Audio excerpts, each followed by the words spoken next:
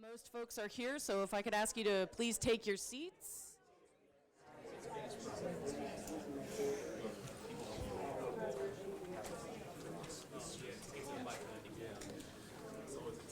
And we will call the meeting to order, and here for introductions is Acting Commissioner Tom Carney.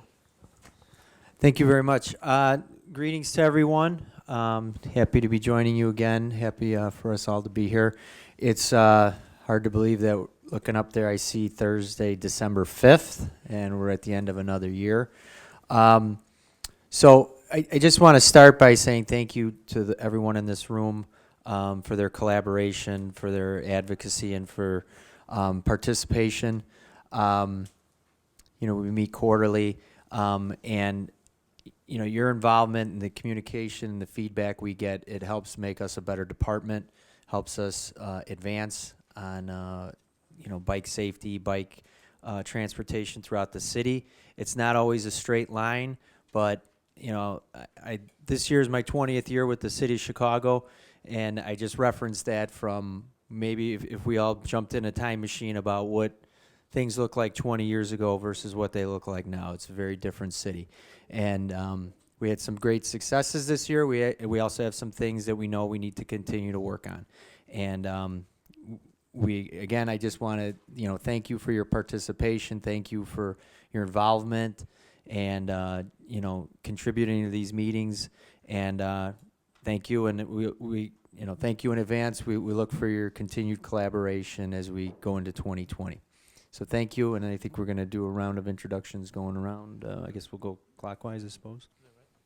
Hi, I'm Kevin O'Malley, Managing Deputy Commissioner at CDOT.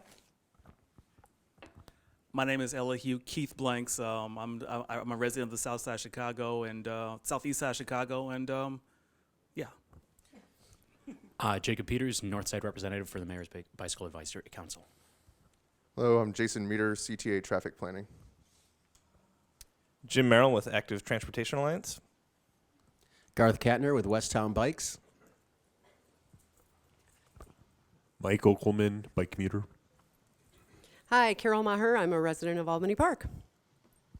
Terry Warman, AARP. Veronica Lenners, Documenters. Matthew Carnara Macias, Be Live Tweeting for Documenters.org. Lawrence Johnson, I'm with Vision Zero. I'm a full-time pedestrian, and I have a lot of views on these things. Thank you. Mary Vishnevsky, Chicago Tribune. Kate Yoshida, UIC. Heather Sharon, The Daily Line.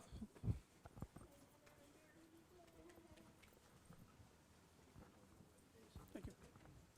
Angel, CDOT, Ambassadors Program. Chris Peters, Illinois Department of Transportation. Todd Wyatt, Department of Planning and Development. Christina Whitehouse, Bike Lane Uprising. Nick Blumberg, WTTW. Jim Riley with North River Commission and Northbridge Trail Alliance. Wesley Rizal, Bicyclist, 27th Ward. Mark Roshan, Department of Planning and Development. I oversee the Special Service Area Program. John Ward, SOAR of Streeterville. Ron Burke with Lyft. Tom Brunel with Free Bikes for Kids. Ann Alt, Friends of the Major Taylor Trail, Chicago Cycling Club, and Freeman Kevinitis Law Firm.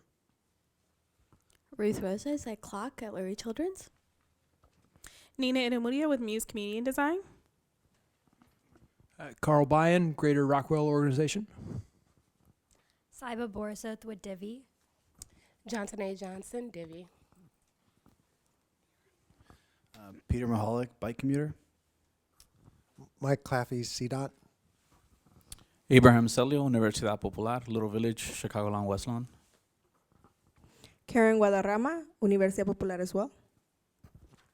Bob Castigar, Northwest Side, former president of the Bike Winner Wimps. Scott Long, Logan Square. Peter Taylor, with Friends of the Major Taylor Trail and Major Taylor Cycling Club, Chicago. Allison Porton with Sam Schwartz Consulting and the CDOT Vision Zeros team. David Pertuse with 2FM. Brian Weslowski, Vision Zero intern. John McFarland, I'm with Quig Engineering and I manage the CDOT bike parking program. I'm Caitlin Goodspeed. I'm a CMAP intern. Stacy Meekins with Sam Schwartz. Alan Mellis. Lillian Webb, Metro Strategies. Melanie Eckner, the Far North Side MBAC rep. Joseph Slow, Northwest Side MBAC rep. Here first, and then we'll go. Brad Huff, TY Lynn. I'm Amanda Woodall from CDOT, and Shamika Turner, Bike Ambassadors, Austin resident. Dolores Lucas, Far South Side, Mears Bicycle Advisory Council. And we keep you rolling. Romina Castillo with the Vision Zero team, and I coordinate MBAC. Whitney Warner, Vision Zero. Sid Shah, Sam Schwartz on the Vision Zero team at CDOT.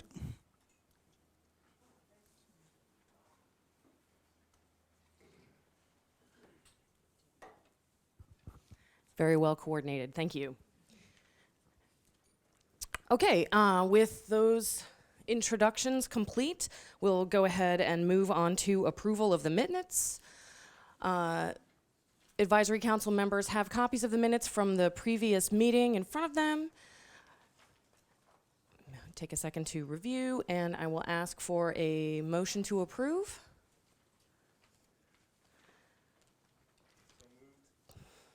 Thank you. Do we have a second?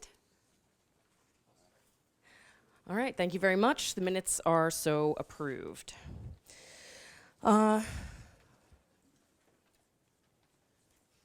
So this moves us to the next part of our meeting agenda. Oh, Fatal, would you like to introduce yourself?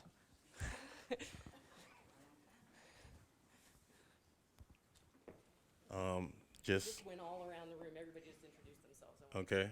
Good afternoon. I'm Fatal. I represent the far southwest side region for MBAC. I have an organization, Think Outside the Block, based out of Inglewood. Okay. We will be hearing more from Fatal later. So with introductions complete, this does take us to the next portion of our agenda, which is the cyclist fatality update. As many of you already know, there were 3 bicyclists fatalities in the months of October and November. This slide has a map that shows the locations of those crashes and also includes the fatal crash that occurred in September as well, because this is a year-to-date summary, and you can see the data to the left. So that does take us to 4 bicyclist fatalities in the city of Chicago for 2019.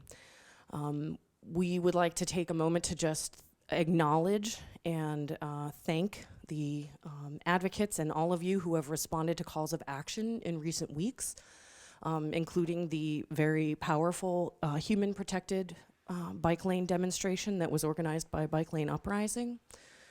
And we would also like to thank you for attending our Vision Zero Day of Remembrance, the World Day of Remembrance, that took place in November. It was the second time that CDOT participated in that global event.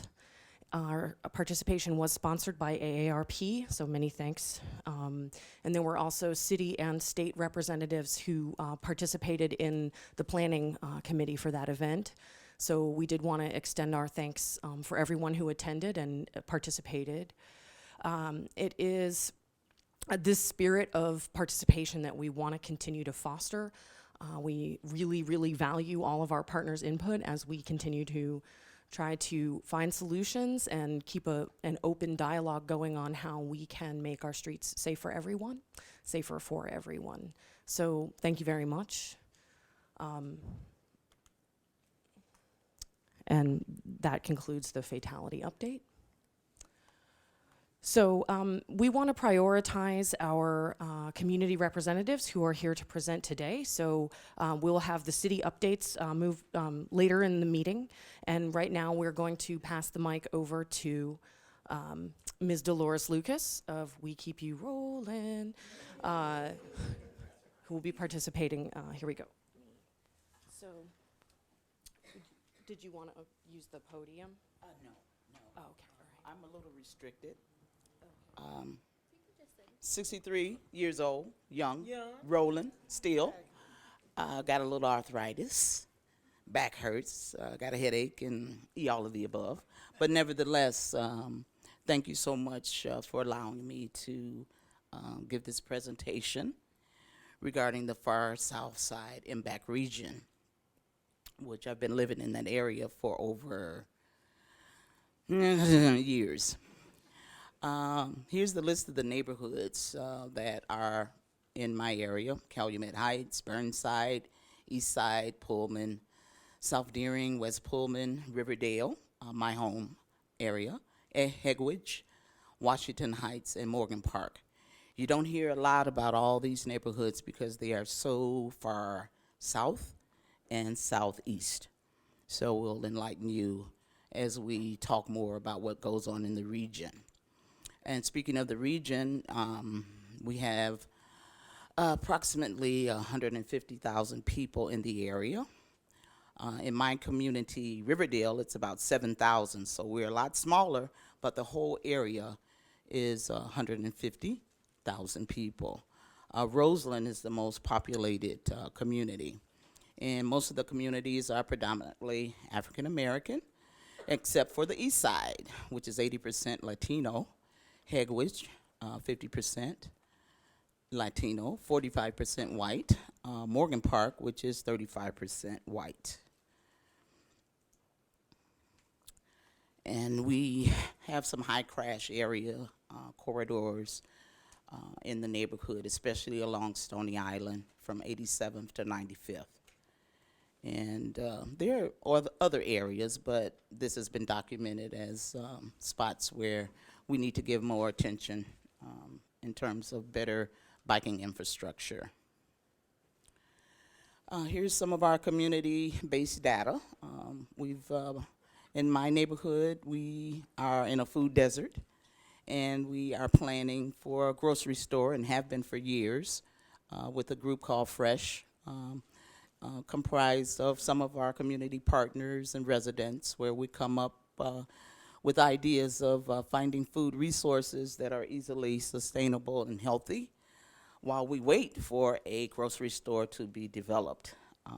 We're not the only community that's a food desert, but our only food store, which was Rosebud Farm, closed suddenly about 1.5 years ago. And they have been a staple in the community for over 50 years. They closed suddenly, we had no idea, and as a result of that, we still have not done a rebound in terms of establishing a full-line grocery store. So we do just about anything we can to bring food to the table. Nevertheless, we continue to plan in the area, and we're working with a group called Open Lands to help us develop a right-of-way to the Little Calumet River, which is very near to my home, based in the Golden Gate subdivision. For years, the community had not a direct connection to the riverfront, so the Forest Preserve and Open Lands and other community partners and neighbor space are coming up with visions of what we can do to gain direct access to the Little Calumet River. We're also going to establish a pocket park on 131st and Vernon. And I'm really thrilled at that because I live on 131st and Vernon. So we'll be making this model of establishing right-of-ways to our riverfront directly from the community starting on my street. So I'm thrilled for that. Again, we're planning with the Forest Preserves, Neighbor Space, and Open Lands so that we do have better access to the riverfront. And we're also trying to develop trails along the riverfront. much like we have on the north side, we're trying to do that on the south side. And one of the bigger projects that we're working on is the Illinois Solar for All program, which will support installing solar panels for the homeowners in the area, as well as job training. Here are some of our community assets. You see this beautiful picture. This is our 2019 Back to School event. We've got over 85 kids attending.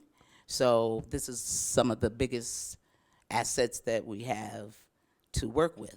We want to educate the kids about safety, get them riding, and become viable citizens.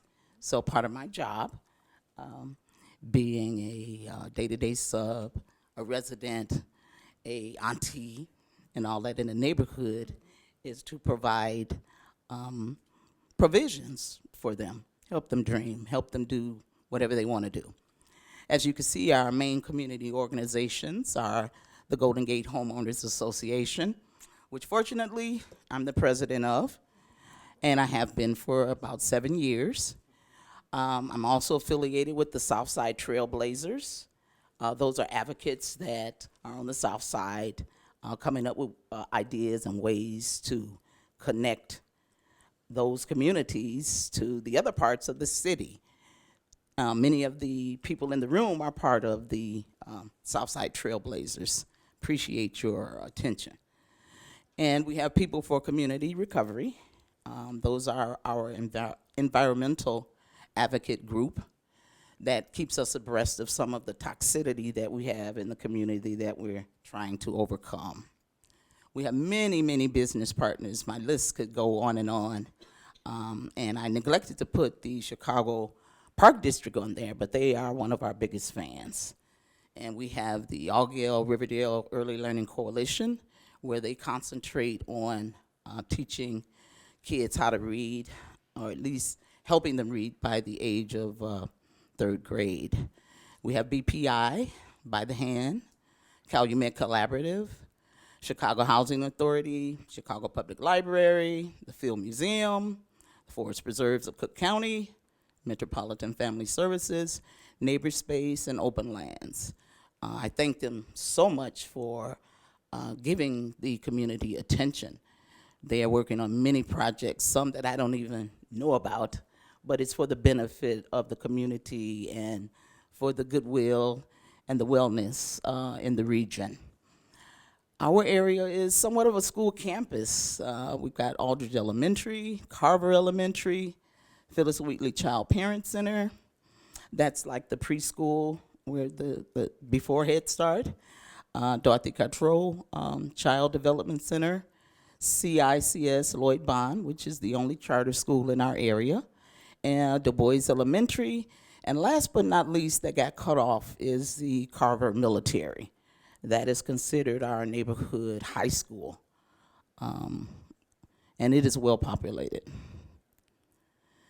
These are pictures of some of the events in the upper left hand. We are at the CalSag Trail. It's the number 22 mile marker, and that's at 138th and Indiana Avenue, very close to our neighborhood. In the middle shots, some of our summer events where we have invited all of the bike vendors to attend. So we have loaner bikes from OFO, that's the yellow bike company, Divvy, Jump, Lime. And by the way, speaking of OFO, that company donated 13 seed bikes for the We Keep You Rolling Bike Library. So in essence, I do operate a bike library in the neighborhood, and we use those bikes as loaner bikes when we have our bike rides, or if someone comes to Golden Gate Park and they want to ride a bike, they say, hey, Ms. Lucas, can I get a bike? And I will allow them to ride for free around the community. I'm also so fortunate that I live directly adjacent to Golden Gate Park, so that park acts like my office and my backyard. Upper right is a picture of the first deployment of the Divvy e-bikes in the city of Chicago. We had the pleasure of inviting Divvy to come, and we rode those bikes around the neighborhood, and we had some fun. So we look forward to the launching of the bikes again, and look forward to them coming to Riverdale. I do want you to see the lower row, close up of some of the riders after one of our events at our home site at We Keep You Rolling. The middle, we're at the Major Taylor Trail. We had a bike ride. We call it an eco tour. And we get on our bikes and we ride around the community, and riding to the Major Taylor Trail is definitely one of our sites. Lower right, that's a partner picture from our last Legacy bike ride, whereas we had a bike ride and we had a pop-up wellness event. So we are branching out. Not only are we riding bikes and doing workshops, we're also concentrating on wellness pop-ups, and we'll be doing that again this year. Community assets, Carver and Golden Gate Parks. We're so close to the Forest Preserve. We got Bubian, Kickapoo, and Whistler Woods. We are so lucky. And then there's a little Calumet River, the O'Brien Lock and Dam, the Illinois International Port Authority, the Major Taylor Bike Trail, the Calsag Bike Trail, Big Marsh Bike Park, the Jan and Aggie Ton Homestead, which is now part of the Underground Railroad Network to Freedom through the National Park Service. This is one of the newer assets that we have recently been titled with.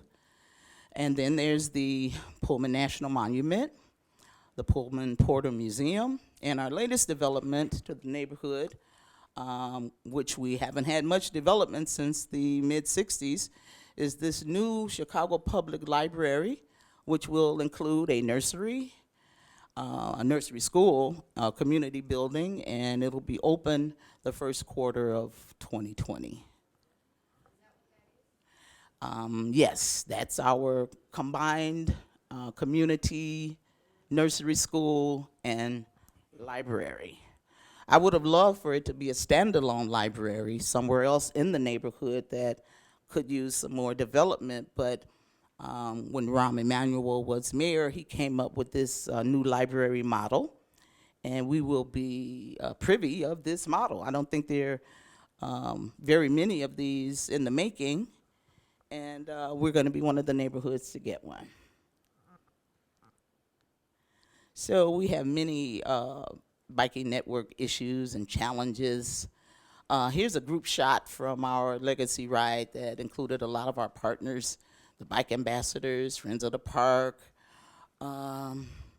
neighbors. There's Ron, a lot of other people in there. Fatima. Fatima couldn't make it to today's meeting. Her father passed recently, and she's with her family. I wish she was here now, but she wishes us well in this meeting. So to concentrate on some of our issues and challenges that we have, the biggest is that we need protected bike lanes, especially as we try to connect to the nearby trails. We have several trails closest to us, the Major Taylor Trail, which we can connect at 127th and Vermont. It's only 2 miles from our neighborhood, a mere 10-minute bike ride. We gotta connect to that safely. And 127th is almost like a highway. So the safest way to get there would be with better infrastructure, and that being protected bike lanes. And we're near the Calsag Trail. As I mentioned earlier, we connect at 138th and Indiana. Mile marker 22 is only a mere 1 mile from the neighborhood. And currently, as they planned for the trail and are installing it, they, whoever they are, the planners, I don't know everyone, but they have not included my neighborhood, and we're only around the corner from the trail. So it's imperative that we connect to the Calsag Trail. So if we have any friends of the CalSag Trail members here, I'd love to continue talking with you to see how we could better connect. Also, we've got our beautiful Big Marsh Bike Park, which is 5 miles from Golden Gate and 2 miles from Pullman. This is a direct destination that we need to get to. Both of these areas, Big Marsh, are unsafe areas to access in the neighborhood. We've got this big, beautiful park. We're still developing it. They're doing great things. However, there is no direct, safe route to get to Big Marsh Bike Park. And that's a big problem. The people that they know that, we're planning on it, and that's why it made the list as one of our big challenges. Next, we do need to install neighborhood wayfinding signage in my community. Believe it or not, very few to none signs telling you where the library is, where the woods are, where some of the other key sites in the neighborhood. So I'm very interested in starting this project through some of our partners, the Wayfinding Signage Project. And last but not least, we need beautification projects on 130th and 134th. These are 2 main IDOT corridors that are in the neighborhood that have been neglected in terms of beautification or building, any economic development, no signs.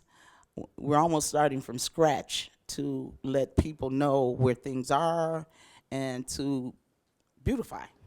So it's a never-ending project to keep that going.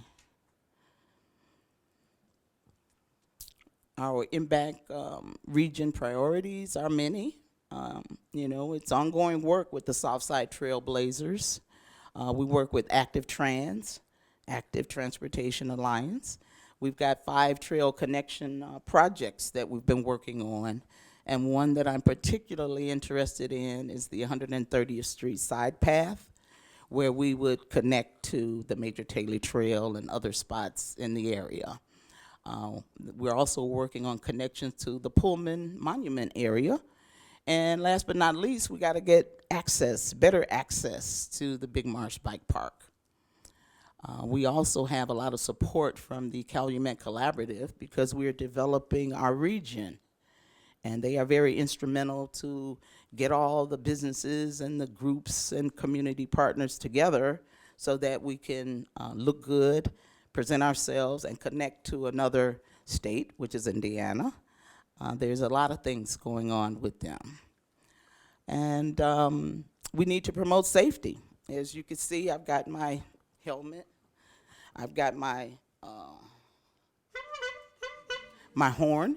This is my biggest attention getter with the kids, with the residents. They always want to toot my horn. So I let them.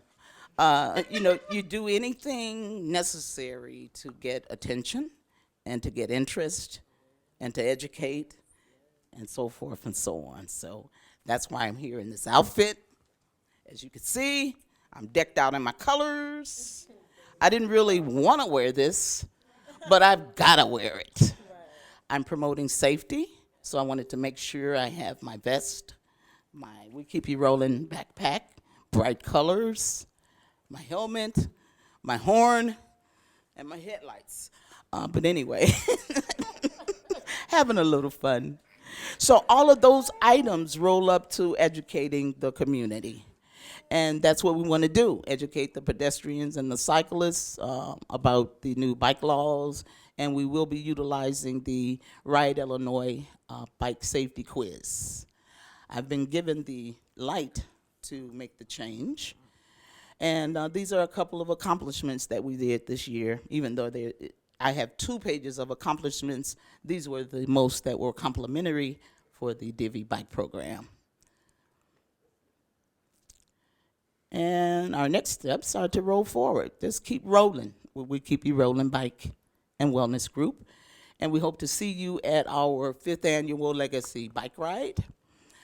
Some of the main items that we need to take care of is more accountability with the elected officials, CDOT and IDOT. We also request a meeting with the mayor's equity officer, and we would like CDOT to install more near-term safety items from the Riverdale Multimodal Transit Plan. I have a copy of it here if you'd like to take a look at it at any time. It is chock full of great ideas. And we need to set up a mobile office space to act as a community hub or an intake office where we can meet, greet, teach, eat, train, etc. And last but not least, we Keep You Rolling needs a storage container for our donated bikes as well as for our loaner bikes. So if anybody is interested in helping donate, we thank you very much.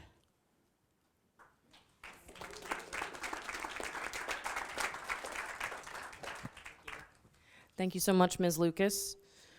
We're going to move on to the next presentation now. Would you like to present from here or up there? Okay, great. I will ask you to take this with you, though, because that microphone doesn't broadcast to the room. It only goes to the live feed. Okay.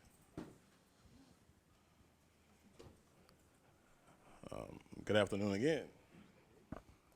So I actually just left, I do a lot of different things. I actually just left, say it again? Oh. Okay. So I actually just left a meeting with another part of the mayor's office with public safety on the south side. In Inglewood, I lead, under the Inglewood Quality of Life Plan, I lead the Public Safety Task Force, and I also coordinate an initiative from the Department of Justice to develop a community-based strategy to reduce violence in Inglewood. And so I actually left my notes, so I'm gonna try to wing this. I had to actually just present over there as well, so yeah. I represent the far southwest region. And so within the far southwest region, we have Inglewood, West Inglewood, Auburn, Gresham, Chatham, Greater Grand Crossing, Beverly, Ashburn, Mount Greenwood, Washington Heights, Morgan Park, and West Lawn. Can everybody see? Oh, okay. So, yeah. All right, cool. The community area profile, there's an estimated total population of the far southwest region of approximately 304,000 people. The communities are predominantly Black, African American, except for Beverly, Mount Greenwood, and Ashburn. And the communities in this region have a rather young population. Our high crash areas consist of Inglewood and West Inglewood, surprisingly. And our high crash corridors, Garfield, which is 55th to Halsted, Ashland, 59th to 69th, Ashland, 78th to 87th, Halsted from 79th to Marquette, which is 67th Street, 79th from State to Drexel, and Cottage Grove from 75th to 87th. Our community assets, some of our community assets consist of Ogden Park, Hamilton Park, Moran, Lindblom Park, Howard Brown Health Center, Oak Street Health, St. Bernard Hospital, the Inglewood Health Center, Beloved Community Family Wellness Center, Harlan Alliance, Inglewood Health Center, which all of these groups we've either done events or partner with in some kind of way to just bring some awareness to the community on different issues. Also, we have West Inglewood Branch Library, Kelly Branch Library, the Salvation Army, Teamwork Inglewood, Think Outside the Block, Rage, Imagine Inglewood If, Volunteers of America, Iman, Target Area Develop, and the 7th District Police Department. And so,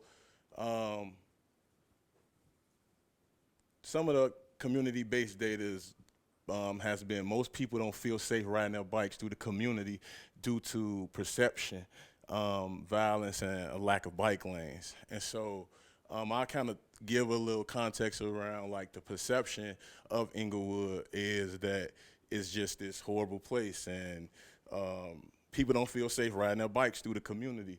And so when it comes to even like the violence and the lack of bike lanes, there's people who, so when you go up certain streets, right, like Ashland, like you'll see that there's lanes that's kind of, they're outlined, but people park there for business and different stuff like that. And so like, there's a lot of people within the community that don't even know that it's illegal to ride a bike on the sidewalk. And so, and they don't feel safe riding their bikes in the street. And so, which was one of the reasons why when I organized the Roll in Peace bike ride was an opportunity to have these different the education of the certain things that's allowed and not allowed by the city in cycling.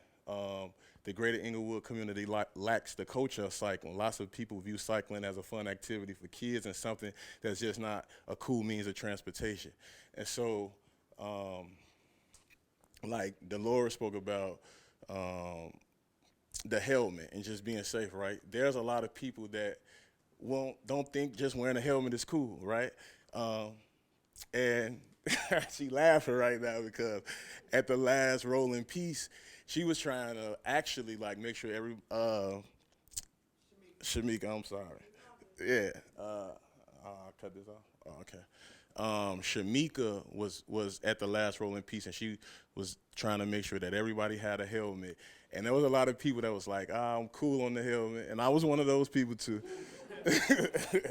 So, but, and it's just one of those things, right, that, and when I think back, just thinking of Inglewood and communities and the culture in Inglewood, it just was one of those things that as a kid, like when I graduated and was going to high school, I did look at biking like this was a kid thing. And I went to high school and I was looking to get a car, right? And like, just bike was a thing of the past. And so Roll in Peace was just like a way for me to just show the significance and the importance of cycling and using a bike as a means of transportation and just kind of making it fun and cool again and getting people to see bike in a different light. And so, yeah, that's pretty much what we did with that. And so just, I think that,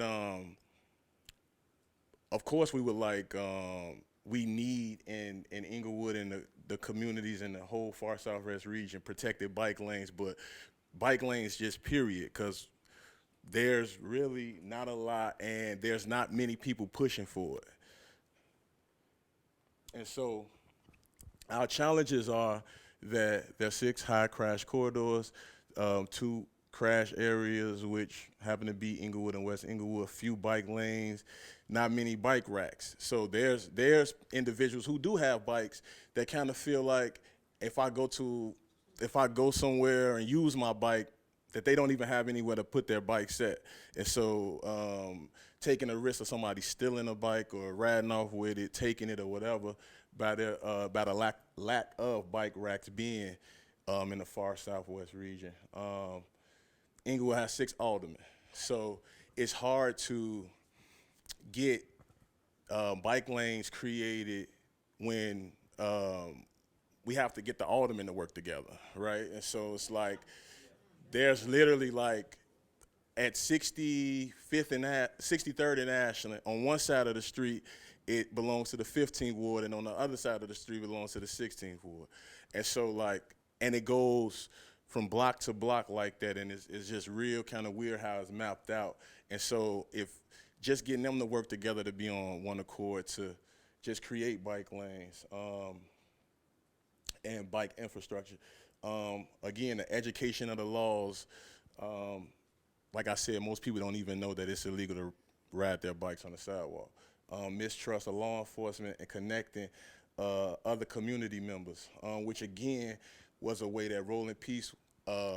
So when I first began to organize the Roll in Peace bike ride, there was a lot of people that didn't feel safe riding through Inglewood. And so I partnered with the 7th District Police Department just to kind of ride along with us to make people feel safe, because we roll off at 8 p.m. It's an evening bike ride. And so that also gave an opportunity to create a positive interaction between law enforcement and the residents. And so, you know, some officers were kind of there, right, just to do their job. But then there were some officers that kind of went the extra mile and kind of showed that they care. They helped kids change tires, interacted with the community and different things of that nature. And so it allowed that opportunity for a positive law enforcement and community interaction.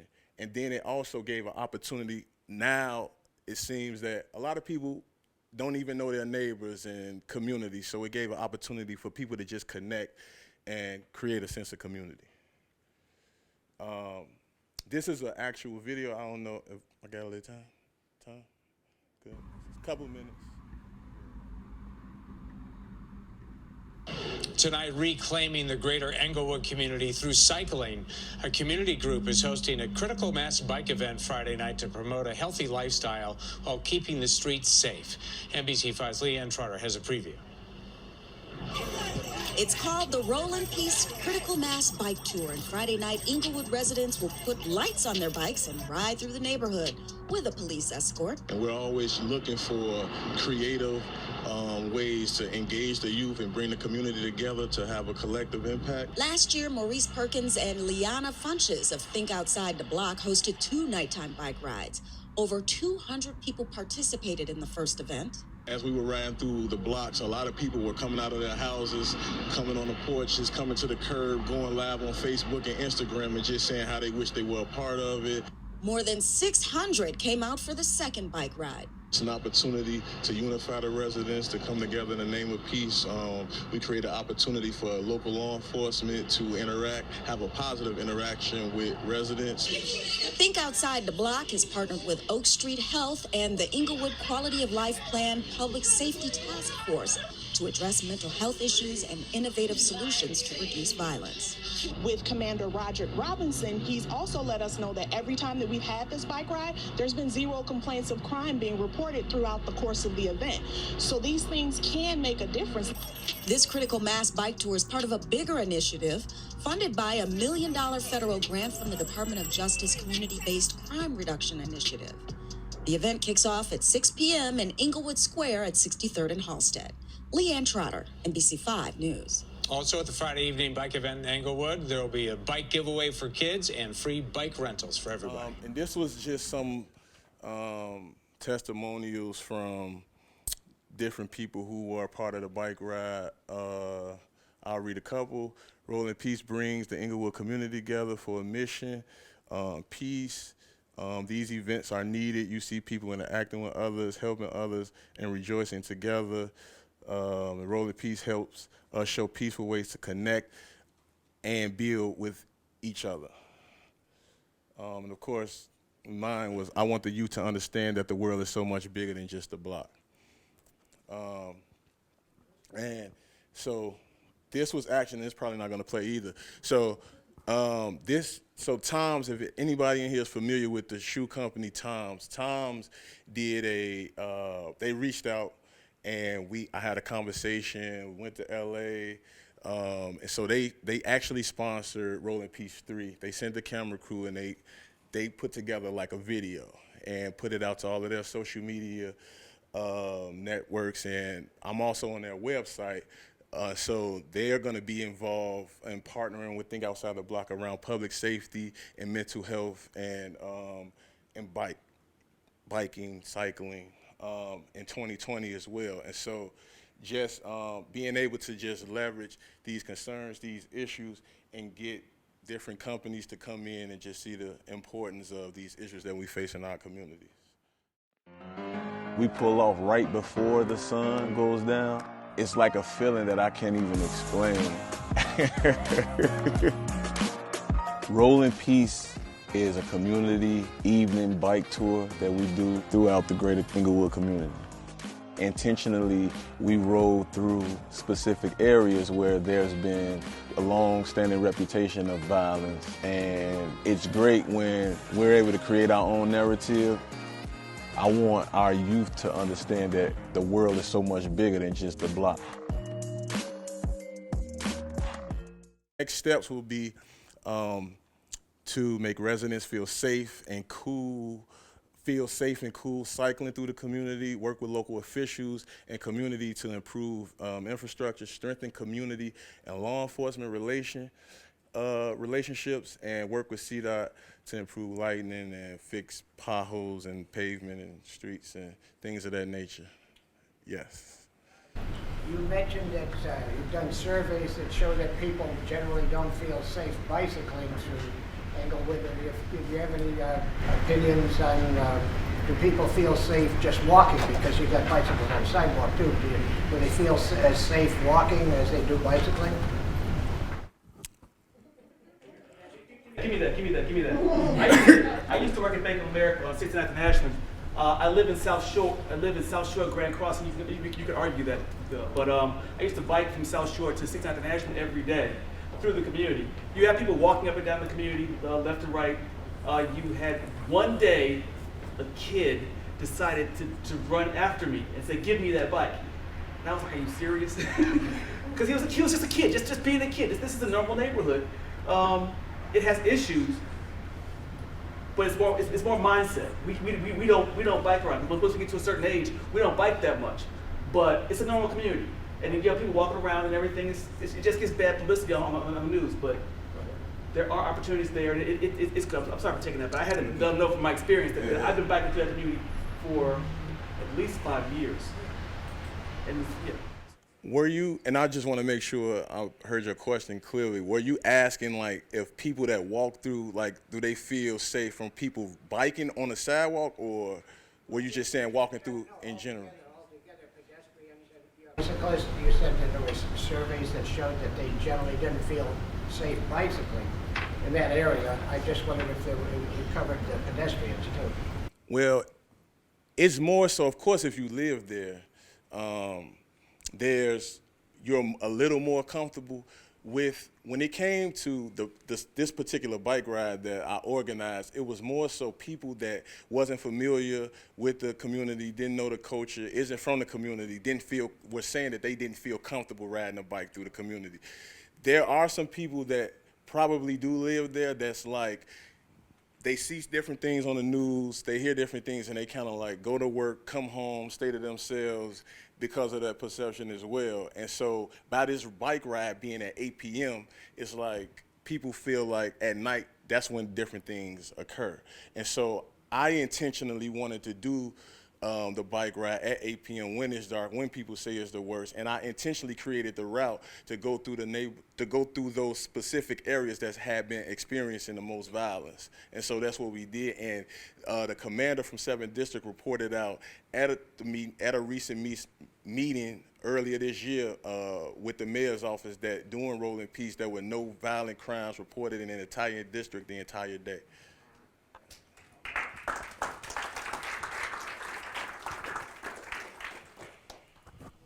Okay, if anybody has any other questions, maybe we can get those at the end of the session, unless you have something that's just burning right now. Are you okay? Okay. All right, great. Oh. When is the next Rolling Peace ride? It will be June 19th, and the Rolling Peace 5 will be June 19th, and Rolling Peace 6 will be September 18th. All right, great. We're just a couple minutes behind on the agenda, so I am going to move on to the city updates now. And again, if anybody has more questions for our community reps, who I would like to thank very much for coming today and spending their time, taking time out of their day to do this. If anybody has any further questions, we can get to those at the end of the meeting. So the first city update is the Divvy update. I don't have a whole deck set up for this, but some of you may have seen that it was reported that the next Divvy deployment is going to be happening in spring of next year. That will be including the entire far south side, south of 87th Street. There will be approximately 60 Divvy stations, which will be going in that deployment. Previously, we had been talking about 30, so we're at 60 now. And there will be release of 1,900 e-bikes, hybrid pedal assist e-bikes released into the system at that time, ramping up to 3,500 by May of 2020. So that's the short version of the Divvy update. And I am going to go ahead and mention a couple more things. I no longer have the clicker. Can you just advance that for me? Sorry, it's okay. A couple more updates from the city. We wanted to let you know that the 311 system has been updated specifically to address barrier protected bikeways. So not everybody is aware that regular striped or buffered bike lanes that you see which are striped on the pavement, that's the responsibility of streets and sanitation to clear those and to plow those. But the barrier protected bikeways that have the bollards or are protected by parking, CDOT has a special vehicle that takes that is responsible for cleaning up those facilities. So it occurred to us that we need to have separate 311 codes in order to ensure that the correct directive gets to the right department to clear those out. So there is now a 311 code for debris removal in a barrier protected bikeway. And there is also a specific code for snow removal in a barrier protected bikeway or also on a bridge sidewalk. Wow. So. Question real quick. Is that over Lakeshore Drive? Those new bridges that they don't plow? No, we do. Are you talking about the pedestrian bridges? Yeah, the beautiful bridges that in the we past. have equipment that clears You do? snow. Yeah. Good.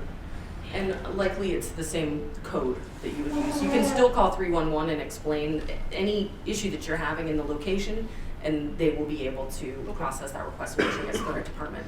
Thank you. Not familiar with this slide. I'm sorry. Yes, Christina. So the layout, can we go back a slide? Has this been user tested at all? I do not have the details on what the testing environment for the 311, but I know that this is a new code. I would have some strong suggestions to maybe do some user testing on this, because there's some inherent risks that people aren't going to read both of them.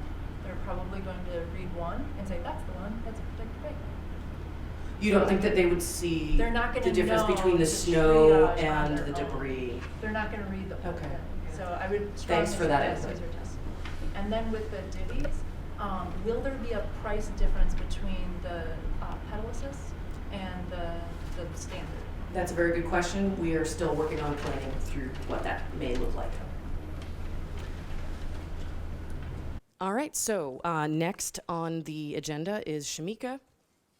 Do you want the clicker and the mic? She's going to give us a brief update on the bike ambassadors and the Safe Routes Ambassadors work this year.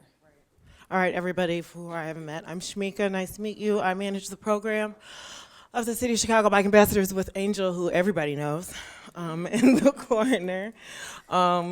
It's a program that is managed, it's funded by a grant, which is administered by IDOT, along with funding from CDOT, the Divvy Bike Share, as well as AAA, to name a few. Our goal, we are mainly the education and safety team for the City of Chicago, and our goal is to just educate all residents on how to safely walk, bike, drive, and use mass transit throughout the city. And we meet residents where they are by attending various community events and engaging them. One of the programs that we operate, which is one of our most exciting programs, is Learn to Ride a Bike. This year we had it at 3 locations, at the Kennedy King, at Seward Park, and at the Center for Green Technology on the west side. We had a total of 47 classes in which we educated over 250 people of all various ages and abilities on learning a new life skill. Basically, Learn to Ride a Bike creates a space for people who don't know how to ride a bike to ride a bike, and then it also, we've learned, empowers them or makes them more comfortable that if they see a Divvy bike system, that they know how to operate it, they know how to use it, they know what to do. And so that has turned out to be a success. Some feedback that we got is that people want more. and they want advanced bike riding. They want to learn how to ride on the street. So that's something that we're working on doing next year, and we'll need your help ensuring that those classes are well attended and just getting, controlled bike rides on the street. As you all know, we had the e-scooter pilot program on the west side. It only seemed right to have a learn to ride a scooter event. So they knew how to do it, and they knew how to do it for free. So those are some of the groups that we partnered with, and they were able to get a free. In both of these events, they were free. They received free helmets that were either given by Blue Cross Blue Shield, or for the e-scooters, whatever scooter company brought their own helmets. And so then we were able to give residents of the West Side free helmets and educate them on the opportunity of one, using the scooters on the street and using the bike lane, because most of them don't bike, so that was uncharted roadway for them. So it was just teaching them how to share the bike lane with everyone. So that's one of our major programs. Another one is the Safe Routes. Safe Routes to School, that's where we engage the school-aged children. We, this year, were able to go over to visit over 90 schools, educating over 1,200 students. Our program is basically going out, talking again about walking, biking, driving safely to school. And this is in compliance with the HB 4799, which is, wait, let me make sure I get this right. The HB 4799, which is the walk bike thing that provides that in every public school maintaining any grades, kindergarten through 8th, there shall be instruction, study, and discussion of effective methods for the prevention and avoidance of traffic injuries related to walking and biking. It provides that if a school board provides instruction on safety education under provision in the code, the instruction shall include pedestrian and bicycle safety. So if you have children and they go to school and we have not been to the school, they are not in compliance, and you should probably see me, and we'd love to come out to them and talk to them about getting to and from school safely. Another program that we do is our Safe Routes for Seniors. We love seniors. We've been out. We were able to engage over 750 of them. We go to senior facilities, senior centers. We listen to some of the struggles that they may have assessing their communities. We educate them on how they can report it to 311. We show them how to use the 311 app. We also make sure they know who their local alder person is, so that they can also communicate any concerns that they may have. Another program, this is managed by Angel, is the City of Bicycle Ambassadors program. It's a 6-week peer-to-peer program. This summer, they went out to over 125 parks. Some of them they visited twice. They were able to educate over 14,000 peers, and these are teenagers between the ages, they're high school students, teenagers who are out talking to their own peers about, being healthy, being safe, and using their bicycles. And so this is a program that has been successful, and Angel staffs it every year. The last but not least, we have the ever so popular traffic safety education mission pop-ups that we do with CPD. This year we were able to successfully complete 76 missions. 53 of them were in the high crash corridors, which are on the west and south sides, as well as downtown. Ambassadors handed out, as you see, over 8,000 smile stickers and safety tips, and CPD issued about 150 citations. We're going out, we're talking to rideshare people, teaching them about the Dutch Reach, passing out stickers, just educating them during the time that we have at the traffic light to engage them. Oh, and hand out free bike lights to cyclists who don't have bike lights. So in overall, this year we were able to accomplish 681 events. 314 of those were in the Vision Zero high crash areas. Over 75,000 people were educated. A very special thank you to all of our sponsors and partners that are listed here. Without you, we could not have done that. And we look forward to doing more. And last but not least, if you want to contact us so that we can make sure that your kid's school is compliant, that's our contact information. We'd love to come out to your community organizations. We'd love to go visit your grandmother. We'd love to just go out and keep everybody safe. So thank you.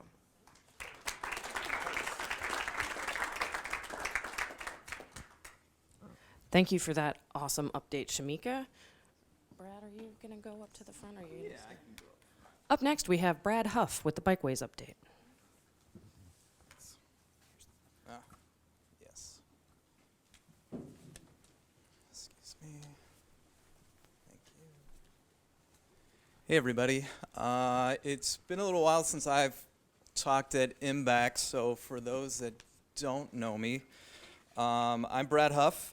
So I manage an in-house team of consultants that works inside CDOT, and we do a lot of the planning, design, and a whole bunch of coordination activities for bikeways around the city.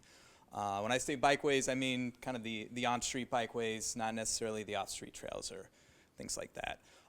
So just kind of very quickly, I want to give you a little bit of an update on some of the projects that we were able to get built this year, and then just a little bit of a look ahead at some really cool stuff we've got planned for next year. So first off, we continued some concrete upgrades to our existing protected bike lanes. We started that last year with upgrades on Dearborn, Milwaukee, Elston. This year we did that to 55th Street and then Harrison as well.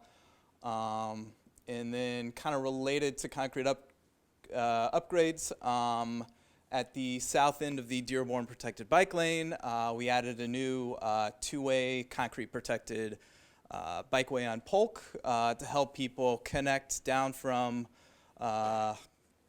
Dearborn over to Plymouth and 9th to get you all the way to Grant Park. I've got a picture of that a little later. A lot of upgrades on Harrison Street. CDOT partnered with UIC to upgrade an existing bike lane through their campus to protected. So we painted the entire stretch through UIC green, and UIC funded the installation of bollards throughout the campus. And then we also added new bikeways in the Illinois Medical District, approximately between Ashland and Wood, and included some additional pedestrian improvements with that as well. And we also continued more neighborhood greenway installations. So we installed 2 greenways on Wood Street and Cortland in the Bucktown neighborhood. These not only connect to existing bike lanes, but also provide safe access to the 606 Bloomingdale Trail. We added a couple new rapid delivery projects, so similar to what CDOT did in 2017 on Milwaukee Avenue and Wicker Park. We added new bike lanes, pedestrian bump outs, and reduced the speed limit to 20 miles per hour in a stretch of Milwaukee Avenue in Logan Square, and also on Clark Street in Andersonville. A couple of other larger projects, new buffered bike lanes on Cermak Road. I think that was approximately Marshall to Wood. And then once you get to Wood, to help people avoid the Cermak-Ashland Blue Island intersection, we have a low-stress connection that takes you up Wood to 21st to get you across Ashland a little safer. Madison Street, a lot of you may have seen the press event that the mayor had with the release of the Vision Zero West Side plan. Those improvements included new refuge islands and new buffered bike lanes near Garfield Park. And I believe next year, new concrete curb extensions will be going in through that area as well. And then last but not least, Dave Smith talked about this one at the last MBAC. We actually just finished this up. I think last week we got the weather to cooperate enough. We finished extending bike lanes on State Street south of 103rd to 119th. So this provides a continuous bikeway from 119th all the way to the 95th Street Red Line station. And I'll talk about a little more bikeways we have planned for the far south side as well. Oh, wrong way. So a few pictures real quick. Concrete upgrades on 55th Street. So this is that new Polk Street connection I was speaking about. So here's the southern end of the Dearborn two-way protected bike lane. So we have a signal here that lets you cross the street on the south side of Polk, and then you can see the two-way protected, concrete protected bike lane that goes about a block and lets you jog over to Plymouth to head south through the neighborhood, and then gets you to 9th Street, which can connect all to Grant Park. Yeah. Is there anything that can be done to prevent the cars that are parking in that? Yeah, at UIC it's really bad. It's like people just sit there and wait to like pick their friend up or whatever, and it's super dangerous. I ride that every day. It's very dangerous. And Harrison. Yeah, especially Harrison. Sure. So it's actually, you can't even get into them. Okay. Thanks. That's good to hear. Oh. This is Harrison Street. Thankfully, no cars in this one. Clark Street in Andersonville. Typically, these paint and post bump outs have some tan color in them that helps kind of differentiate that pedestrian space.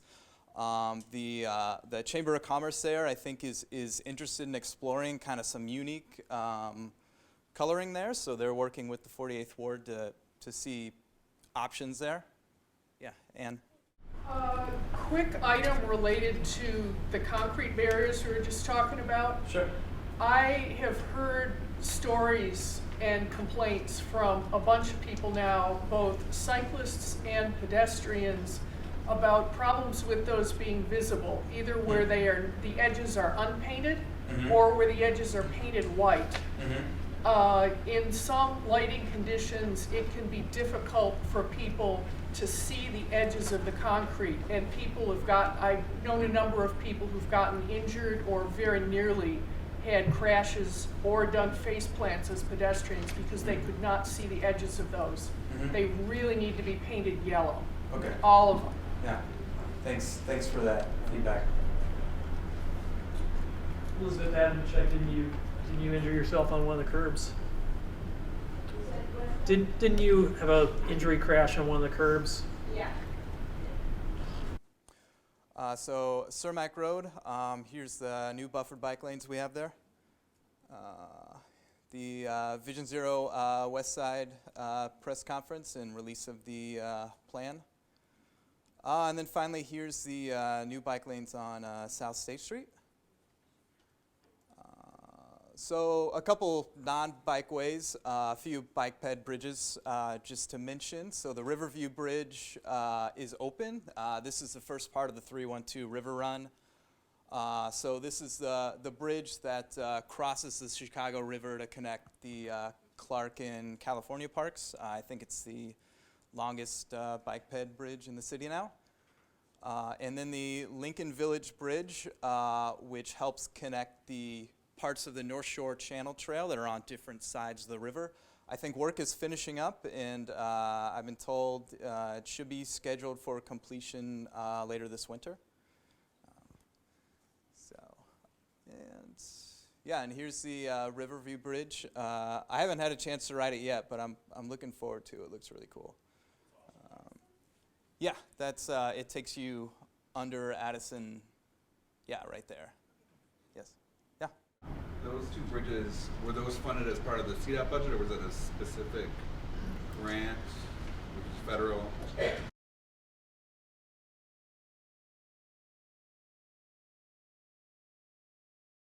You know, I don't know the specifics of the funding because that was my team didn't work on that one, and a lot of that work I think probably began even before I joined the team. So I'm not sure of that. Yeah.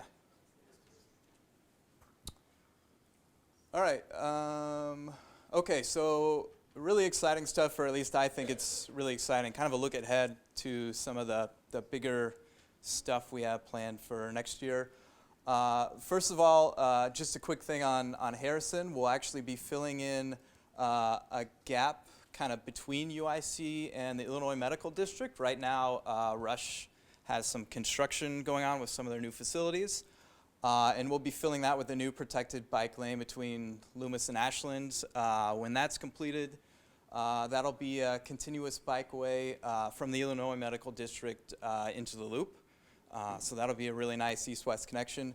If anybody read the Tribune article talking about the Divvy expansion, there was also a note about CDOT is planning about 10 miles of new bikeways in that same area. So my team right now is working on the designs for those, and we hope to have that 10 miles built as soon as we can early in the year. So hopefully the weather will cooperate so we can get crews out there. But this will kind of help establish a good backbone of a network when the Divvy bikes roll out there. There's a couple of really nice facilities there, the Major Taylor Trail, so improving access to those things, as well as improving access to the existing network. And then lastly, I believe Dave Smith, who couldn't be here today, mentioned this briefly at a previous MBAC, but we're moving forward with a neighborhood bike network in the Belmont-Cragen neighborhood. So we are finalizing the contract to bring a consultant on board. And this will be the planning and design of a comprehensive network of bikeways in the neighborhood. We hope to start the planning and the outreach of that next year, probably around next summer. So look for more information on that. We've had discussions with a lot of the community groups and aldermen and kind of planning our strategy for engagement. So that's going to be a really exciting one. Yeah. Curious, did this last snow that we had, did that catch you guys off guard? Because the Dearborn lane, because I work across the street, and so when I'm going home, I go down Randolph and Dearborn, and they were it was I ride a mountain bike and I have wide tires so I can go real slow and not slip. Mm-hmm. But it wasn't cleared. Did that catch you guys off guard? I can answer that. It did not catch us off guard. Whether it's on that day or anything, sometimes the timing of when a storm hits presents more challenges than others. And the timing of that storm presented some difficulties. So, best case scenario, we like a storm to hit, after 9 o'clock. By 12 o'clock and we're out there at night, we have it cleared in the morning. But sometimes timings of storms can make it a little bit, That's why I get a mountain bike. I haven't done a road bike. Yeah. I need the traction sometimes. We're going to talk to God about it. And we do have a new vehicle specifically for clearing those protected bike lanes. So, the idea is that with that and the new 311 code, it'll be easier to get those things addressed. Thank you. We have 18 pieces of equipment. Everything's up and running. 2 pieces are brand new this year, so we're ready to go for winter. Is there any interim signage planned with the 312 River Run? Because the segment that's currently connected, if somebody is unfamiliar with riding in that neighborhood all the time, they might not know that Grace is the better connection than getting dumped out on Irving Park, or jumping over to Roscoe is better than getting dumped onto Belmont right at that very wide and speed-heavy portion of Belmont over the river. Nothing planned immediately, but thanks for the heads up. It's something for us to consider. Once the rest of it is built, but in the interim. Sure. Thanks. Yeah. So I'm just curious about with the expansion of the Divvy program on the southwest side. In the 19th ward, there are no bike lanes. Not even 1 foot of on-road bike lanes in our neighborhood. Mm-hmm. And I was just wondering what you guys, how you're gonna build that infrastructure in time for the Divvy rollout. Mm-hmm. Can I take this? Yeah, please. I just want to make it, I want everyone to know that as we've been doing our robust community engagement on Divvy in all the expansion areas, yes, would you mind?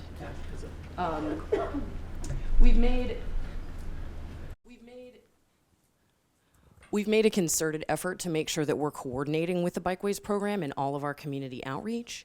So we have for all the events that we've had throughout the summer in the far south side, we've been able to, in addition to that, have maps out to gather feedback from community members about where they would like to ride, places that they would like to see improvements.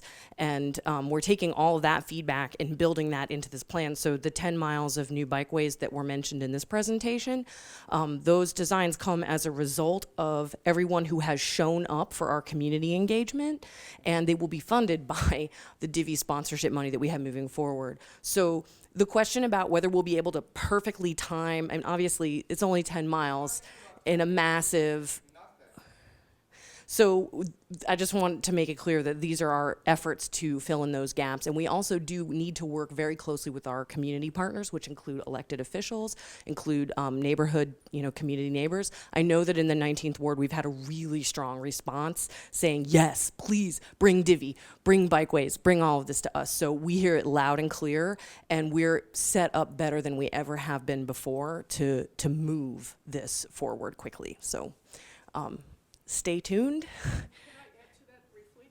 Yes. I've been in contact with Active Trans, with BAPA, and the Morgan Park Beverly Hills Business Association, and trying to actually get a meeting scheduled with Alderman O'Shea to talk about this very topic. And the can has been getting kicked down the road. And at this point, we're hoping that we can get something in January or February and actually get some movement on this. I know where he lives. We can just show up. Let's do it. Okay. Well, it seems that we've just sort of rolled into the public comment portion of our meeting. I did want to say before we get there that, as you know, this has been a new format in 2020 for MBAC. We have had community representatives. We've increased the number of community representatives. We have had community representatives be the primary feature of these meetings. And I just wanted to say that we will be sending a message out asking for feedback from folks on how you think that's gone, what you'd like to see next year, because we don't want to just start all over again at the beginning talking about needs. We want to see how we can move this forward as a productive conversation. So just a note on that, look forward to that. And now, I would like to open up the floor to public comment. He was first, I think? Okay. Earlier this week on WTTW, there was an episode with regards to the 311 system and bike lane uprising, and I noticed that Christina's here, and I'm wondering if there has been any reaction so far to that story from WTTW in Chicago tonight. Reaction from as far as the 311 situation, and for those of us, maybe a synopsis of what the issue was for those of us that didn't see that episode. Well, I would say for the purpose of this committee that I would point to, it's available online, correct, for people to watch the episode? Is that correct? Okay. So given that, did you have anything that you wanted to do? Christina, do you have a response for this question? Did you want a response from me? Well, I believe it was you on the segment, correct? I was just wondering, it was very informative, and it made some concerns. It gave the appearance that I had that the 311, when there were bike complaints that were called in, that they were basically used for statistical reasons rather than action related. Okay. Well, I can respond to that. So the way that the 311 system works with related to vehicles parked in bike lanes, the way that the city enforces this is through the Department of Finance. We dispatch people to go out in teams to enforce all types of parking violations.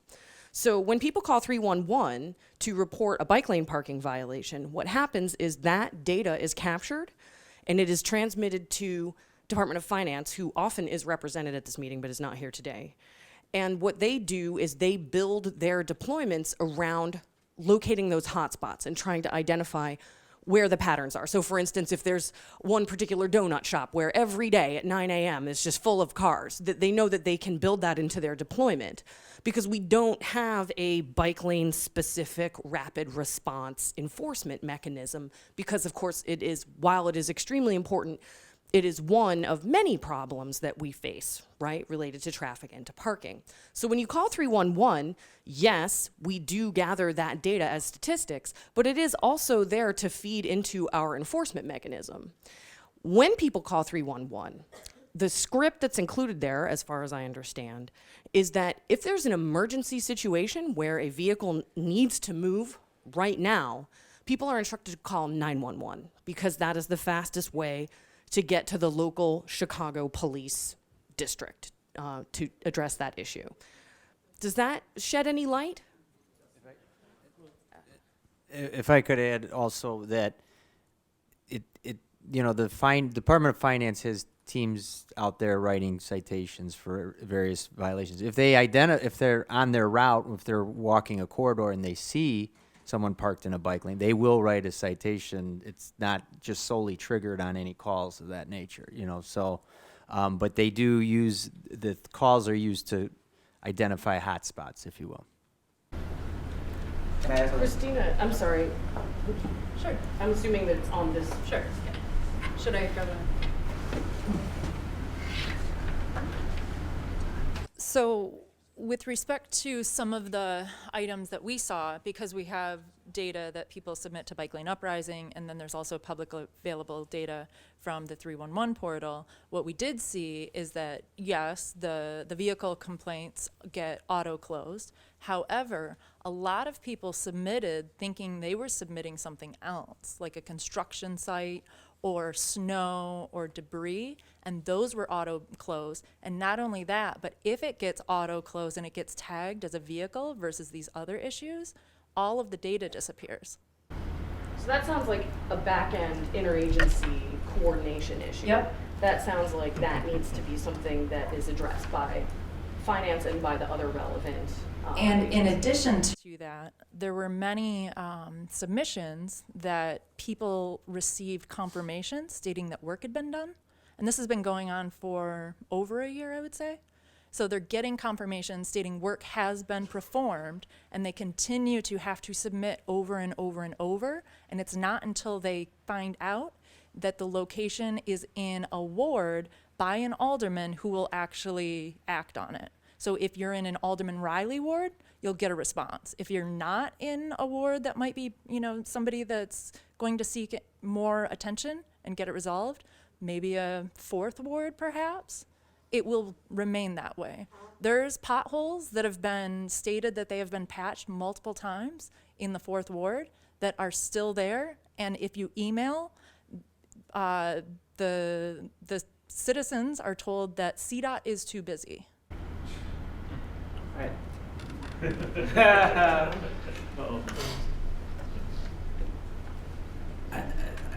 think there's a few things that need to be clarified there. The city does have a new 311 system. It was a major rollout. It's complicated to roll out something of that size and scope when you think about all the city departments, all the different service requests. You're replicating a system. The old Motorola system had been in place for close to, I want to say over 15 years. So there's going to be glitches in any new system. And, some of the glitches that did occur, and another thing that's a little bit different about this system is it doesn't just rely on the old method of people phoning in a request and a 311 call taker taking that request. We now have, what I like to say, we now have tens of thousands of data entry operators entering in requests via text, via their phone, which is a great thing. But I will be the first to admit that there's been some churn and some bumps in the road with the rollout, but that's going to happen when you have this many thousands of people entering in requests via those platforms. And then you also had hundreds of new city employees who are learning a new system. And it's been known, and it's been worked on, and it has been improved, that there were situations where requests were getting duplicate requests were generating auto responses to people that things were closed when in fact it was a duplicate, and the system was coupling it with another request, and people were getting told that it was completed when actually it had not been completed. So I don't know anything. I think that was speculative, your thing about alderman, this alderman, that alderman. I don't know about any of that. I will be candid that there were problems when you would duplicate things, that auto confirmations were going to residents. The work had not been completed. Obviously, that's very frustrating to the resident. It's very frustrating to us as a city. We're a service delivery agency, so we don't want to be telling people that work's done and the pothole's still there or the street light is still out. We have seen a lot of improvements. Each quarter has new patches are done in the system in conjunction with department, the technology department, Do It, and 311. We work closely with them. It's a lot better system than it was right now as we sit here in December versus last December when it was rolled out. So I'm sure there were instances, if we went back, especially in the first quarter of 2019, yes. And those were things that were mistakes, and we apologize to anyone who was inconvenienced by that. But the system has gotten better, and with regards to, an improvement that did need to be worked through. Previously, in the old system in Motorola, we couldn't add, because the system was so old, we were cramming too many things into a bike lane. It was a nebulous kind of bike lane category. I think it was just bike lane complaint. New system, now we have snow in a bike lane. We have debris in a bike lane. It's evolving. So there was fine tuning that's needed. And I think we're in a much better place now in the new system than we were in the old Motorola system. These have been happening up until at least last week. Well, I'm not going to say that the system is perfect, but it is improved. Just as a whole, we can't expect a database to spit out a perfect answer. You're never going to get perfect data coming in. People have to actually interpret that data. So I think that speaks to how much we need people to keep using 311 to generate as much of this as we can, because this is our main mechanism for being able to understand problems on the ground. I would echo that obviously no system is perfect, and obviously data analysis is greatly needed. We appreciate you raising this issue here at MBAC. Please don't stop reporting bike lane issues to 311. Please use the new system as much as you can. Bob? Now that we can quit talking about the Stone Bridge, what about the Weber Spur? Is there anything ever going to get done on that? I will take note of it and see what I can learn. Thank you. And that was one thing that didn't get mentioned, was the Stone Bridge, the bridge crossing. Did it get added? Yeah. Okay, all right, great. I'm sorry. Behind you. So this question is for you. Okay. So you're working on the quality of life Plan.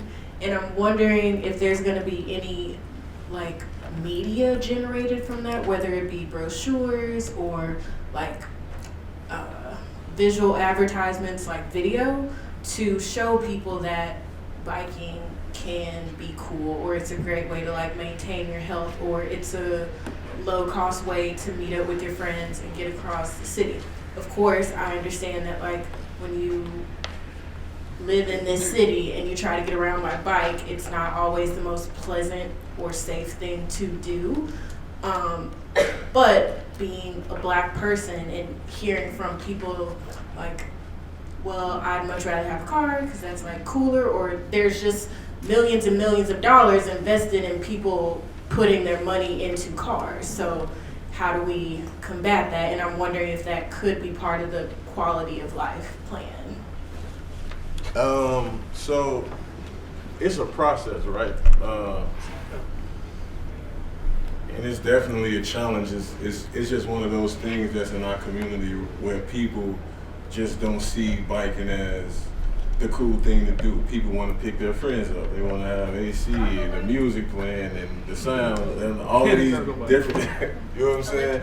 And so people have kids and going to work. And so it's just so many different challenges that kind of come along with getting people that lived a certain way forever to see a different way.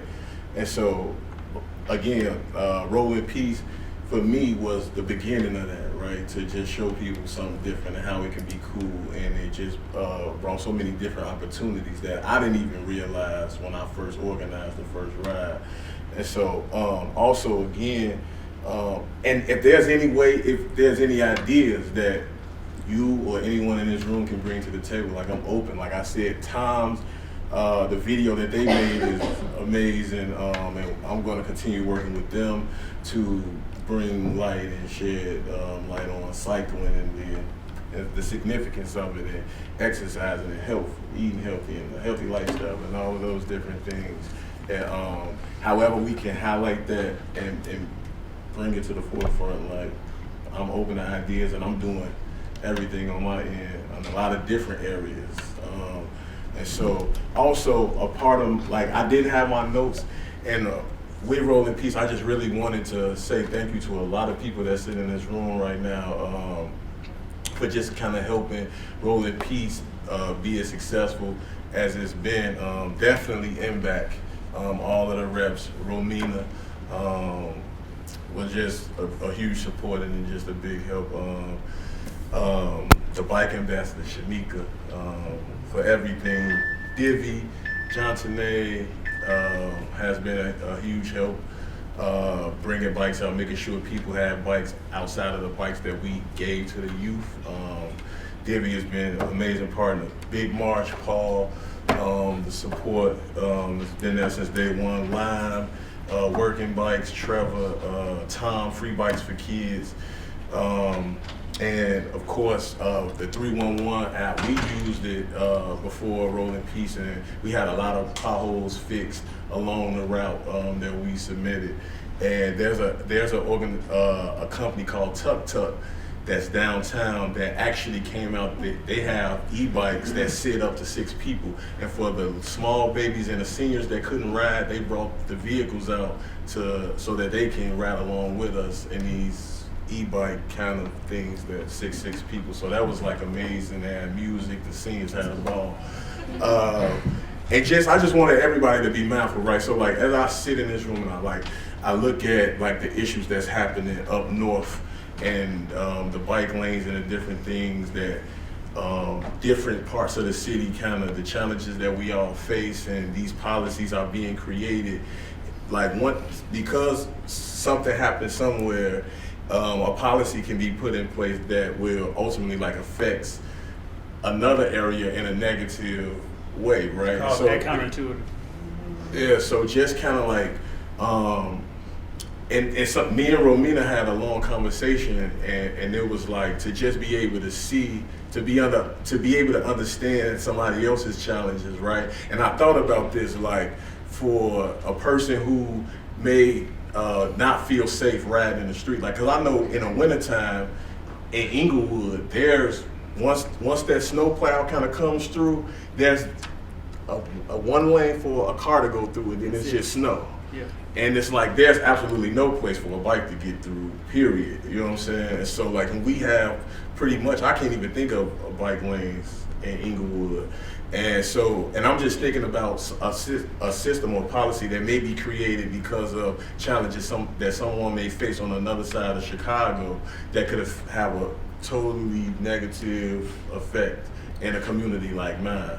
And so I just think that it's important for us, I just think that it's important for us to kind of just have a conversation to make it make sense for everybody across the board when we kind of creating these policies and thinking of different things that doesn't just affect one area. I think that sums it up great. I'm sorry, we do have to come to the end of our public comment period, but I know lots of people have things to say. I just wanted to say thank you for that statement, because I think it really speaks to how much we need to continue communicating with each other. Community engagement has become a much stronger facet of everything that we're trying to do, and this is the first place to start that, so thank you so much. Just an announcement about community. Yeah, sure. This is every meeting, we have emails for our community rep regions. So if you have something that you want to let Fatal know about because you're on the far southwest side, or you have something on the north side that you need to let me know about, we have those emails, and are they on the website? Yeah, there we go. So those are how you can get a hold of every single one of us, and we take that information so that we can call up CDOT and clarify these comments that we're getting from hundreds of people on Twitter, on Chainlink, on whatever, and make sure that that gets to the person, whether it's a alderman or to a person making design decisions. They were in the minutes from last time. They're also in the minutes from the last meeting. Thank you very much. I'm going to stick around here in case somebody has anything for me. Thank you again, and Happy New Year. We'll see you in 2020.